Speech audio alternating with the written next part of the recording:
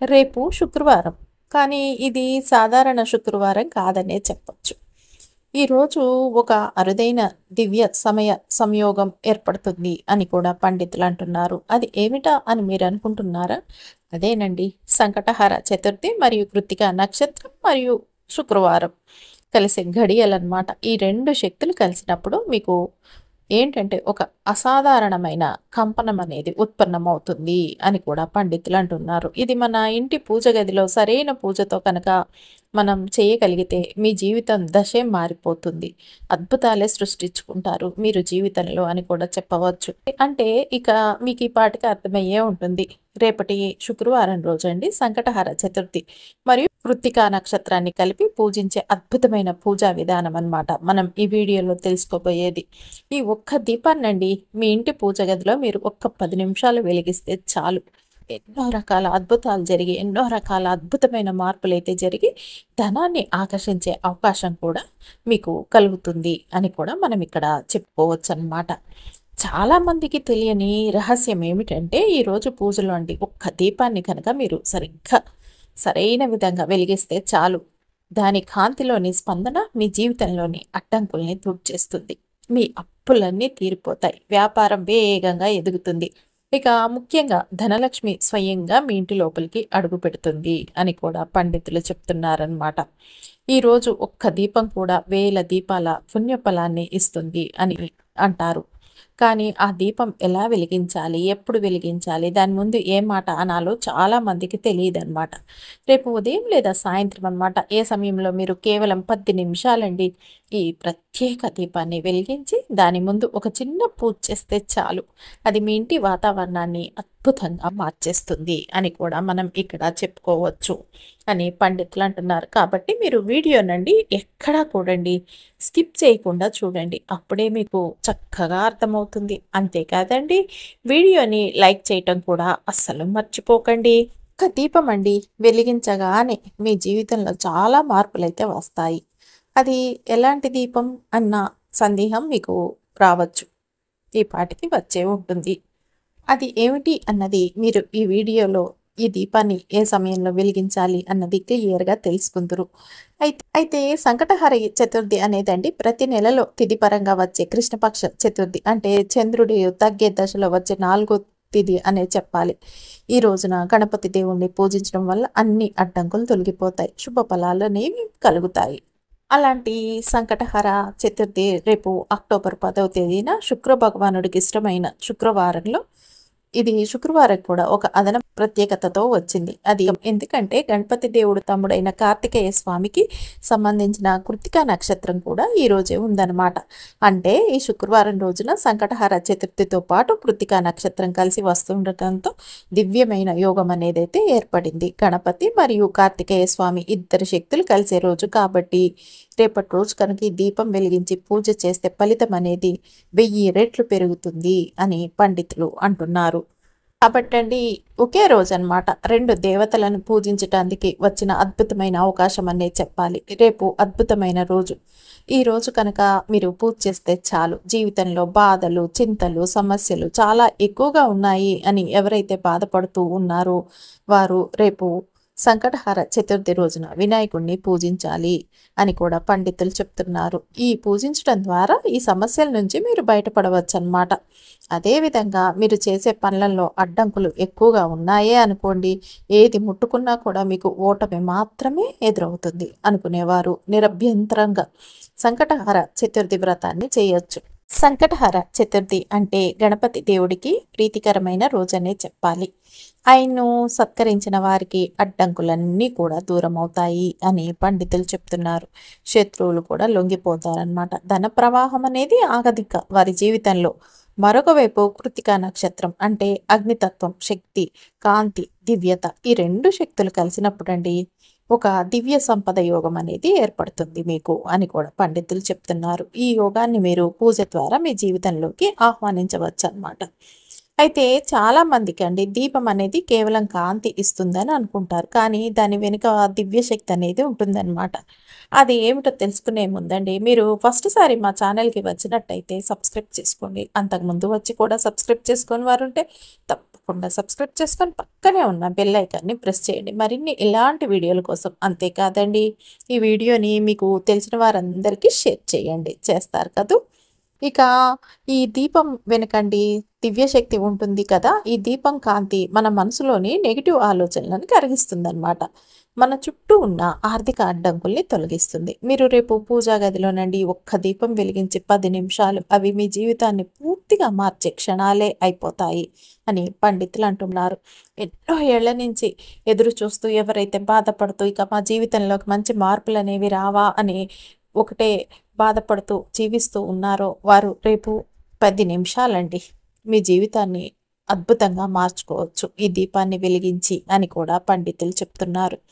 ఒక అద్భుతమైన విషయం ఏమిటంటే, ఈరోజు మీరు చేసే పూజలో గణపతితో పాటు కుమారస్వామి, లక్ష్మీదేవి కూడా మీకు దీవెనలు ఇవ్వటానికి వస్తారనమాట. ఎందుకంటే శుక్రవారం అంటే లక్ష్మీదేవి యొక్క రోజు స్వయంగా అనమాట. ఆమెకు ప్రీతికరమైన సమయం. కృతికా నక్షత్రం అంటే అగ్నిశక్తిని ప్రేరేపిస్తుంది.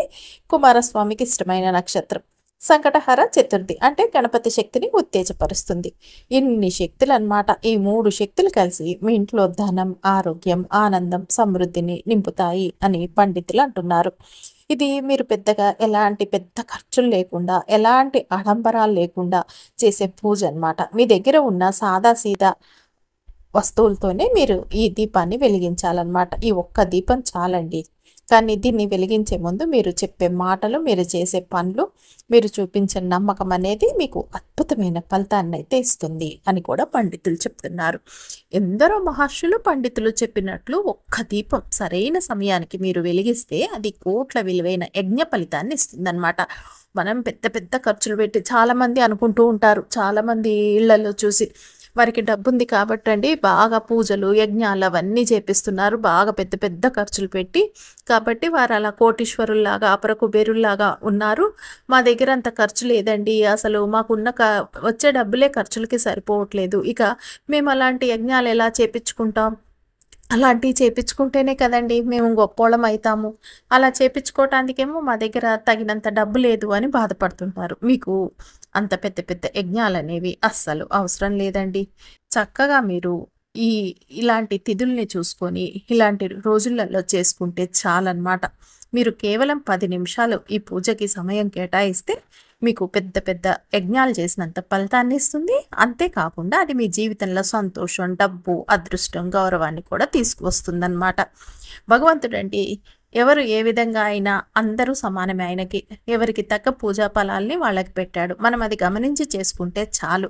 మనం పెద్ద పెద్ద ఖర్చులు పెట్టేసి గంటలు గంటలు కూర్చొని చేసుకునే అవసరం లేదండి. కొన్ని చిన్న చిన్న వాటితోనే, ఇంట్లో ఉన్న వాటితోనే, ఎక్కువ ఖర్చు లేని వస్తువులతో సులభంగా హాయిగా చేసేసుకున్నా చాలు. మనకి జీవితంలో అద్భుతమైన మార్పులు వస్తాయి. సంతోషం, డబ్బు, అదృష్టం, గౌరవం అన్నీ దక్కుతాయి అన్నమాట. ఇక ఈ విధంగా మీరు చేసుకుంటే చాలు. ఇక ఈ ఒక్క దీపం అండి మీ పూజా గదిలో వెలిగించి చూడండి. మీ జీవితంలో వచ్చే మార్పులు ఎలా ప్రారంభమవుతాయో చూసి మీరు చాలా ఆశ్చర్యపోతారు అని కూడా చెప్పవచ్చు అని పండితులు అంటున్నారు. ఇక రేపు శుక్రవారం రోజండి, ఒకవైపు సంకటహర చతుర్థి, మరొక వైపు కృతికా నక్షత్రం అంటే కుమారస్వామికి చాలా ప్రీతికరమైందనమాట. విజయాలను ప్రసాదించి వరం ఇవ్వగలిగే అద్భుతమైన వ్రతం అని కూడా మనం చెప్పుకోవచ్చు. ఈ కృతికా వ్రతం ఈ అక్టోబర్ 10వ తేదీ అండి తెల్లవారుజామున మనకి ఏ టైంకి మొదలైందంటే, రేపు అక్టోబర్ 10, 2025న కృతికా నక్షత్రం యొక్క సమయం ఖచ్చితంగా అండి తెల్లారుజామున 3:30 గంటలకు ప్రారంభమై మరుసటి రోజు ఉదయం 5:41 గంటలకి ముగుస్తుంది. ఈ సమయంలో చంద్రుడు కృతికా నక్షత్రంలో ఉంటాడనమాట. గుర్తుపెట్టుకోండి. రేపు శుక్రవారం రోజు ఏమిటంటేనండి, మనకి ఈ చతుర్థి తిథి మాత్రమే కాకుండా కృతికా నక్షత్రం కూడా అనమాట తెల్లారుజామున నుంచి ప్రారంభమవుతుందన్నమాట శుక్రవారం. ఇక మీరు ఈ పూజ ఎప్పుడు చేసుకోవాలంటే పొద్దున్నైనా లేదా సాయంత్రం అయినా. కాకపోతే ఏమిటంటేనండి, మీరు రాహుకాలం, యమగండం లాంటివి చూసేసుకొని చేసుకోవాలన్నమాట. ఇక రేపు ఎవరైతే ఉపవాసం ఉండాలి అనుకుంటున్నారో వారు ఏం చేస్తారంటే, ఉదయం వినాయకుడి అంటే గణేశుడి దేవుడికి అన్నమాట పగటిపూట అనమాట ఉదయం పూజలు చేసి సాయంత్రం 6 గంటల తర్వాత మీరు ఈ కృతికా నక్షత్రానికి సంబంధించిన పూజలు కూడా చేయవచ్చు అని పండితులు చెప్తున్నారు. మీ ఇష్టం అండి. గుడికి వెళ్ళేటప్పుడు ముందుగానే వినాయకుడిని పూజించి చతుర్థి తిథికి సంబంధించిన పూజలన్నీ కూడా చేసేసుకున్న తర్వాత మీరు ఈ కార్తికేయ స్వామిని పూజించి మీరు ఇంటికి రావచ్చు అనమాట. ఇద్దరికండి ఒకే విధమైన ఒకే నైవేద్యం చేసి పెట్టడం కూడా రేపు చాలా విశేషమని కూడా చెప్పుకోవచ్చు అని పండితులు అంటున్నారు. అయితే రేపు మనం చేయబోయే పరిహారంలోకి వెళ్ళే ముందండి, మనం మొదటి నుంచి చెప్పుకుంటూ వస్తున్నట్టు పరిహారాలు చేయలేని వారికి కొన్ని స్విచ్ వర్డ్స్ కూడా మనం మన వీడియోలో చెప్పుకుంటూ వస్తున్నాం అనమాట. రేపు శుక్రవారం సంకటహర చతుర్థి ప్లస్ కృత్తిక నక్షత్ర యోగం అనమాట. దీనికోసం శక్తివంతమైన స్విచ్ వర్డ్ వచ్చేసి ఏమిటంటేనండి, టుగెదర్ డివైన్ గోల్డెన్ లైట్. మళ్ళీ ఒకసారి అండి, టుగెదర్ డివైన్ గోల్డెన్ లైట్ అనమాట. టుగెదర్ అంటే విశ్వంలోని అన్ని శుభశక్తులను ఒక్కచోట చేర్చుతుంది. డివైన్ అంటే దైవిక ఆశీర్వాదం, పాప పరిహారం. గణపతి కార్తికేయ శక్తి ఆహ్వానం అన్నమాట. గోల్డెన్ లైట్ అంటే లక్ష్మి కాంతి, ధనం, ఐశ్వర్యం, శుభ ప్రవాహం.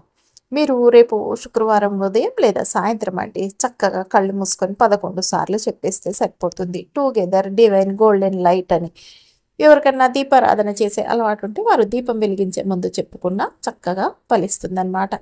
ఇదేంటంటే మీరు చేసే పూజ ఫలితాన్ని అనేక రేట్లు పెంచి ధనం, శాంతి, విజయాన్ని ఏకంగా ఆకర్షించే శక్తిని ఇస్తుంది. పూజలు చేయని వారు ఉత్తిగా అంటే టుగెదర్ డివైన్ గోల్డెన్ లైట్ అని అనుకుంటే సరిపోతుంది. అంటేనండి, రేపటి శుక్రవారం రోజు సంకటహర చతుర్థి తర్వాత వెంటనే కార్తికేయ స్వామికి సంబంధించిన కృత్తిక నక్షత్రం రావడం వల్ల దివ్యమైన యోగం అనేది ఏర్పడుతుంది అన్నమాట. ఈ రోజున పూజ చేస్తే గణపతి ప్లస్ కుమారస్వామి శక్తులు రెండు కలిసి మీకు అద్భుతంగా పనిచేస్తాయి. మీకు చాలామంది అంటుంటారండి, ఏమండి ఎన్ని పనులు చేస్తున్నా మాకు వచ్చిన పనులు అయినా సరేనండి ఇదివరకు లేదు, ఇప్పుడు ఏంటో ఒకదాని వెనక ఒకటి ఏంటో అడ్డంకులు అనేవి వస్తూ ఉన్నాయండి. అసలు అడ్డంకులు అనేవి ఎక్కడి నుంచి వస్తున్నాయో దేనికి వస్తున్నాయో కూడా మాకు అర్థం కావట్లేదు. ఇంతంత చిన్న పనులకు కూడా అంత పెద్ద పెద్ద అడ్డంకులు ఏమిటో మాకు అర్థం కాక ఒక్కొక్కసారి విసుగు వస్తుందండి అని బాధపడుతూ ఉంటారు కదా. అలాంటి వారు రేపు పూజ చేస్తే చాలండి, అడ్డంకులన్నీ తొలగి ధన సమృద్ధి, ఆధ్యాత్మిక శక్తి, అదృష్టం పెరుగుతాయి మీకు అని పండితులు అంటున్నారనమాట. ఇక ఈ రెండు శక్తులండి, ఏది సంకటహర చతుర్థి మరియు కృత్తిక నక్షత్రం కలిసే ఈ రోజున మనం ఏ దేవుణ్ణి పూజ చేసినా లేదా ఏ పరిహారం చేసినా దానికి తప్పకుండా ఫలితం అయితే వస్తుంది. ఇంకా మీకు అర్థమయ్యేటట్టు చెప్పాలంటే ఈరోజు ఆధ్యాత్మికంగా అండి అత్యంత శక్తివంతమైన రోజు అనేది చెప్పాలి. అంత అద్భుతమైన సమయం మళ్ళీ మీకు మిస్ చేసుకుంటే ఇలాంటి యోగం అనేది ఎప్పుడో చాలా అరుదుగా వస్తుంది. కాబట్టి మీరు అస్సలు కూడా అండి మిస్ చేసుకోకుండా చక్కగా రేపు మీరు ఏ దేవతను ప్రార్థించినా, ఏ పూజ చేసినా లేదా ఏ దోష పరిహారం చేసినా అది వృధా కాకుండా ఖచ్చితమైన ఫలితాలను అయితే ఇస్తుంది. అలాంటి సమయంలో మీరు అసలు ఏ మాత్రం కూడా ఇక కష్టం లేకుండా సులభంగా ఈ 2 వస్తువులతోనండి మీరు దీపారాధన చేస్తే చాలు. ఇక 10 నిమిషాలు అంతే మీరు రేపు చేయాల్సింది. ఇక మీ జీవితంలో అద్భుతాన్ని చూస్తారు అని కూడా పండితులు అంటున్నారు. అలాంటి ఒక పరిహారం అనమాట, పూజా మంత్రాన్ని మనం ఈరోజు చేయబోతున్నాం అనమాట. ఏ పని ప్రారంభించబోయే ముందైనా సరేనండి, మనం ఇక ఏమిటంటే ఈరోజు మనం చేయబోయే పరిహారం ప్రత్యేకమైందనమాట. మీరు ఏ పని ప్రారంభించే ముందు లేదా ఏ ప్రయత్నం చేసే ముందైనా సమయం, విధానం, విశ్వాసం గురించి జాగ్రత్త వహించడం అవసరం అని కూడా పండితులు అంటున్నారు. ఈ సిద్ధాంతం వల్ల మాత్రమే పరిహారం అనేది పూర్తి శక్తితో ఫలితాన్ని ఇస్తుంది. మీకు గుర్తుపెట్టుకోండి. అయితే మనం ఈ పరిహారంలోకి వెళ్ళే ముందండి ఒక చిన్న హెల్త్ విషయం గురించి మాట్లాడుకుందాం. మన హెల్త్ బాగుంటేనే కదండి మనం ఎన్ని పరిహారాలైనా చక్కగా చేసుకోగలుగుతాం. ఏమిటంటేనండి, చాలామంది మధ్యకాలంలో అడుగుతున్నారనమాట, అన్నం తింటే లావు అవుతామని చెప్పి అన్నం తింటాం మానేసాం, కానీ మాకు అన్నం తింటేనే కాదు తిన్నట్టుంటుంది, ఏంటి అసలు అన్నం తినకుండా మానేస్తేనేమో అసలు తిండి లేనట్టుగా అనిపిస్తుంది అని చాలామంది బాధపడుతూ ఉన్నారనమాట. ఏమిటంటే అలాంటి వారంతా కూడండి కార్బోహైడ్రేట్స్ అని భయపడకుండా అన్నాన్ని చక్కగా తినేలాగా అన్నంతో ఒక రెసిపీని షేర్ చేశారు డాక్టర్స్. ఏమిటంటేనండి సాధారణమైంది ఇదనమాట, మనం రెగ్యులర్గా చేసే కిచిడీనే. అయితే దీంట్లో మరికొన్ని హెల్త్ బెనిఫిట్స్ యాడ్ అయ్యేలా కొన్ని పదార్థాలను వేసి తయారు చేసి చూపించారనమాట. మరి ఆ రెసిపీని ఎలా తయారు చేసుకొని తింటే ఏ ఏ లాభాల్లో మీరు తెలుసుకున్నారనుకోండి, ఇక మీరు అన్నం అనగానే కార్బోహైడ్రేట్స్ ఎక్కువగా ఉంటాయండి, నాకు ఆకలి ఆగట్లేదు అన్నం మానేస్తే, కానీ తింటే మళ్ళీ హెల్త్ పాడవుతుందని భయపడుతున్నాను అని బాధపడుతూ ఉంటారు కదా. అలాంటి వారు ఏం చేస్తారంటే దాన్ని హెల్తీగా తయారు చేసుకుంటే చాలండి. అందులో ప్రోటీన్‌లు, ఫైబర్‌లు పుష్కలంగా ఉండేలాగా పప్పులు, కూరగాయలు వంటివి యాడ్ చేయాలి కిచిడీలో. అది కూడా సరైన విధంగా యాడ్ చేసుకొని తింటే కార్బోహైడ్రేట్స్‌ని మనం ప్రోటీన్, ఫైబర్‌లతో బ్యాలెన్స్ చేయవచ్చనమాట. నిజానికి చాలామంది వైట్ రైస్ అంటే మెయిన్ ఫుడ్ అందరికి కూడా అండి. మనందరం తినేది కూడా. కానీ వైట్ రైస్‌లో ఏంటంటే ఎక్కువగా కార్బోహైడ్రేట్స్ ఉంటాయి. ఇవి మంచివే అయినప్పటికీ ఎక్కువ మోతాదులో తీసుకుంటే మాత్రం బరువు పెరుగుడే కాదు, హెల్త్‌కి కూడా కొన్ని కొన్ని ఇష్యూస్ వస్తున్నాయి. షుగర్ పెరుగుడని, అదని, ఇదని ఏదో ఒకటనమాట. అలా కాకుండా మనం ఏం చేయాలంటేనండి దీన్ని పౌష్టిక ఆహారంగా మార్చాలనమాట. దీనికోసం మనం అందులో పప్పులు కలపడం బెస్ట్ ఆప్షన్. దీన్నే కిచిడి అంటామనమాట. కిచిడి అందరికీ తెలిసిందే. అయితే దానికి మరింత హెల్తీనెస్ యాడ్ చేయాలిగా. అలాంటి వారి కోసం డాక్టర్స్ చెప్పిన కొన్ని పోషకాలని అన్నంలో కలిపారు. అది ఎలాగో తెలుసుకుంటే చాలు.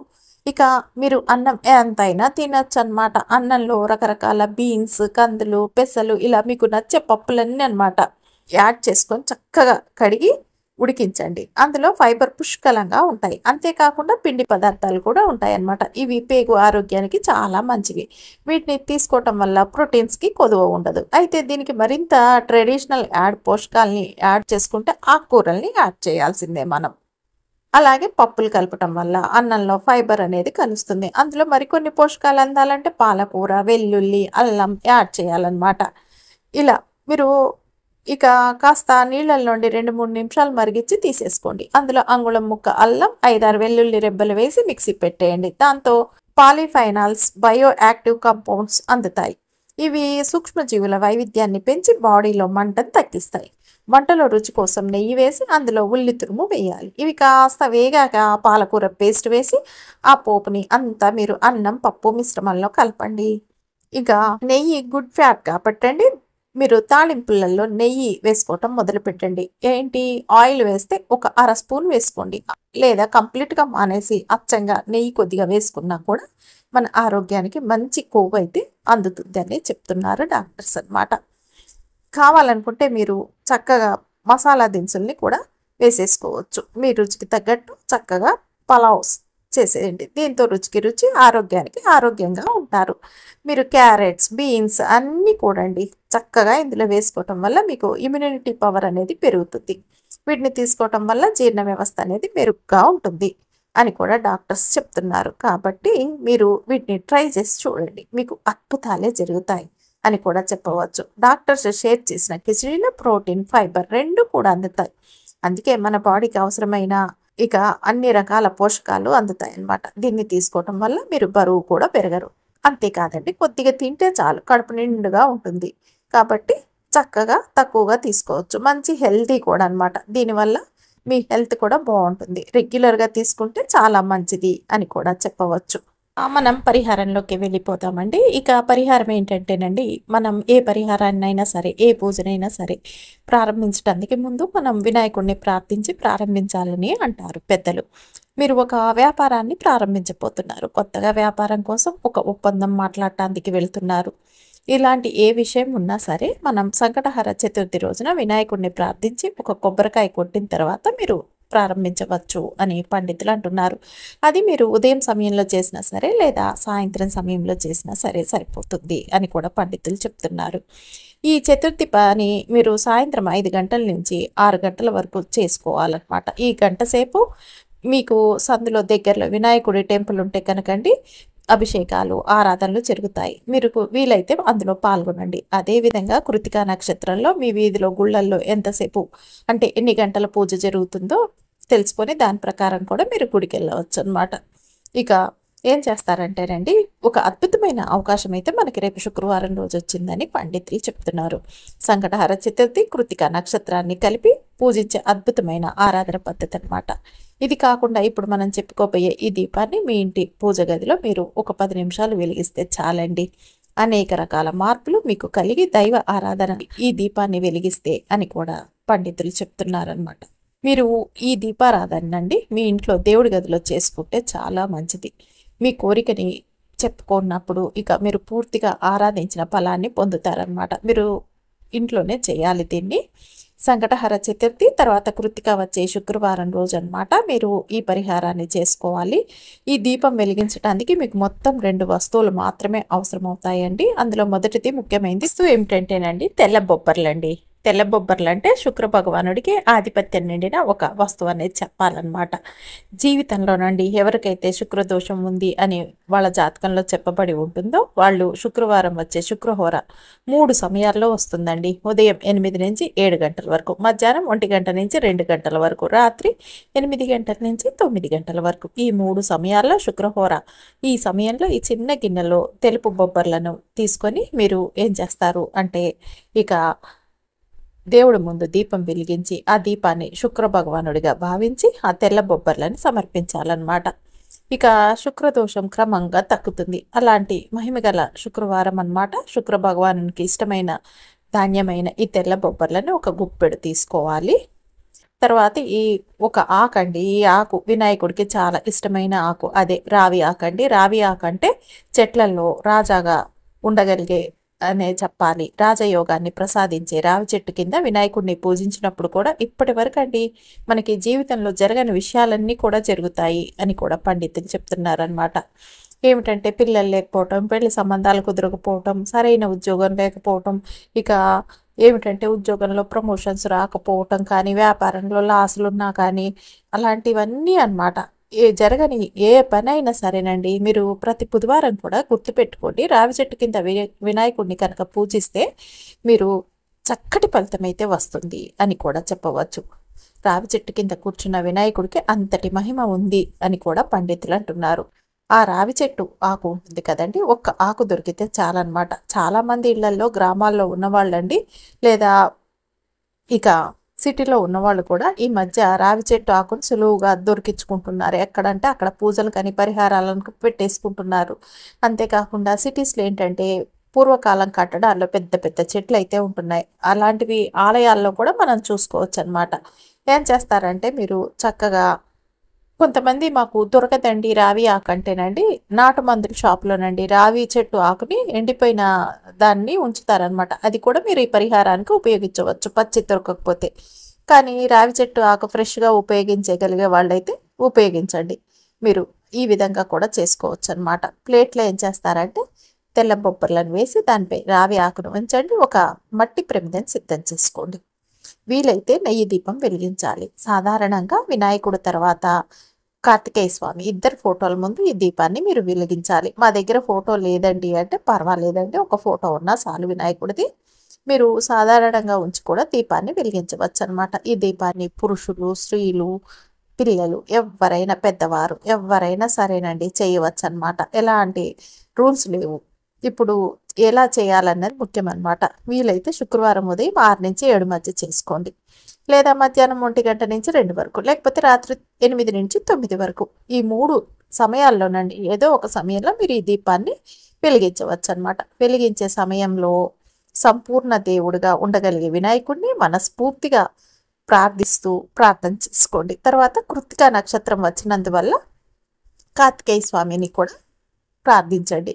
చివరగా ఏం చేస్తారంటే ఈ తెల్లని బొబ్బర్లను ఉపయోగించి దీపాన్ని వెలిగించినందుకు శుక్ర భగవానుడు వచ్చి మీ యొక్క దోషాలను పోగొట్టాలని కూడా మీరు ప్రార్థించండి. శుక్ర భగవానుడిని ఆరాధించేటప్పుడు ఎలా చెప్తారంటే మా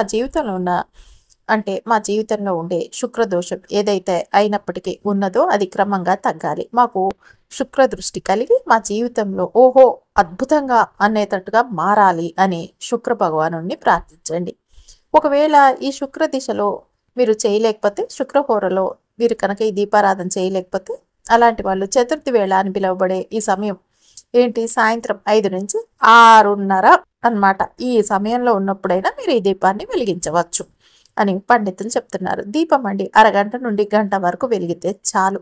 ఆ తర్వాత మరుసటి రోజు లేదా రాత్రి ఆ దీపాలను కొండెక్కిన తర్వాత తీసేసి ఆ తెల్ల బొబ్బర్లను ఏం చేస్తారంటే మీరు కాకి కానీ, పిచ్చుకలకి కానీ, లేదా దానంగా వేసినా లేదా నీళ్లలో వదిలేసినా కూడా మంచిదన్నమాట. ఈ దీపం వెలిగించే ఈ రావి ఆకును మాత్రం మీరు ప్రతిరోజు ఉపయోగించే ఏదైనా పుస్తకం అంటే నెలవారీ ఖాతాలు డబ్బులు రాస్తూ ఉంటారు. చాలామంది నెలకి ఎంత ఖర్చు పెడుతున్నాం ఏంటి అనేది ఒక డైరీనో ఒక నోట్బుక్ పెట్టుకొని రాస్తూ ఉంటారు కదండి. అందులో కూడా మీరు ఈ ఆకును భద్రంగా ఉంచుకోవచ్చు అనమాట.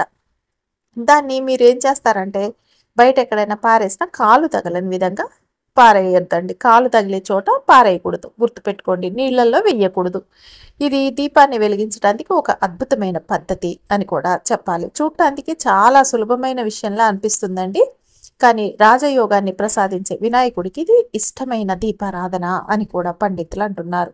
ఈ రావి ఆకు మరియు శుక్ర భగవానుడి శుక్ర దిశను ప్రసాదించే ఒక తెల్ల వత్తితో అన్నమాట వెలిగించాలన్నమాట. ఈ దీపం మీ జీవితంలో ఎన్నో మార్పుల్ని తీసుకురాబోతుంది అనే నమ్మకంతో చేయండి. ఖచ్చితంగా మీకు మంచి జరుగుతుందన్నమాట. దీనికి మీరు ఉపయోగించే సమయం మరియు దీనికి సంబంధించిన వస్తువులు చాలా తక్కువ. ఒకవేళ మీకు రావి ఆకు సిద్ధం చేసుకోలేని వారు, వేరే మార్గం లేని వారు ఇక్కడ దాని బదులు అంటే కుమారస్వామికి ఇష్టమైన మందార ఆకును కూడా మీరు ఇక్కడ ఉపయోగించుకోవచ్చు అన్నమాట. దీపం వెలిగించేటప్పుడు తప్పులేదు. వీలైనంత వరకు అంటే రావి ఆకు ఉండేలా చూసుకోండి. అది దొరకనప్పుడు మీరు మందార ఆకు అనేది తీసేసుకుంటే సరిపోతుంది అని పండితులు అంటున్నారు.